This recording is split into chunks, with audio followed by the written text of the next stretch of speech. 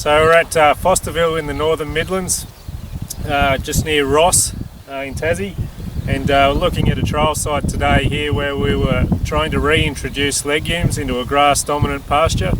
So here we've got grass dominant or phalaris dominant pasture, and we're just looking to get, as I say, legumes in to improve that feed quality.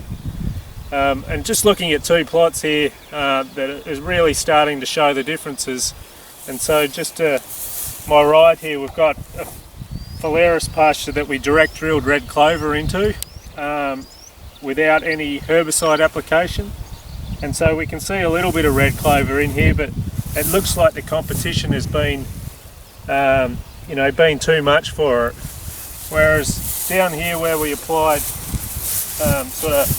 we applied half a litre of Roundup just to try and halt the vigour of the phalaris last spring when we sown, and as you can see, that's just created a little bit of gap in the canopy, or opened up a little bit of bare ground, and the red clover has just really taken off. So it's a really interesting result that we're seeing here.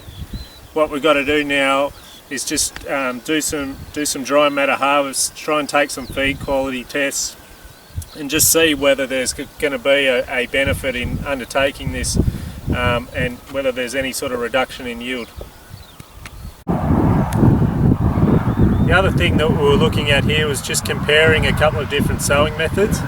So comparing a traditional direct drilling method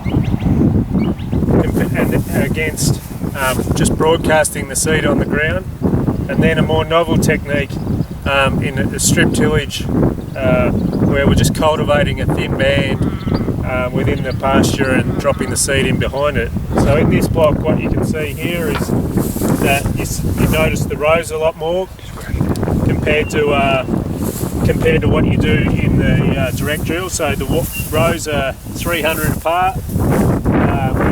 As you can see, that just cultivation has been able to provide a little bit of a break in competition for that red clover to get established, and now it seems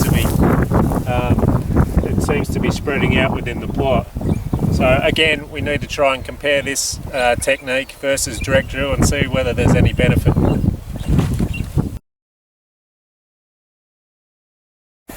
So one of the more unique species that we're working with here is tallow clover, and one of it, I guess its major trait for drought tolerance is this deep taproot. So within a year it's been able to punch it down that far, and although its productivity in these first couple of years is probably not that impressive, we're looking for this to be a long-term feature of these dry land pastures.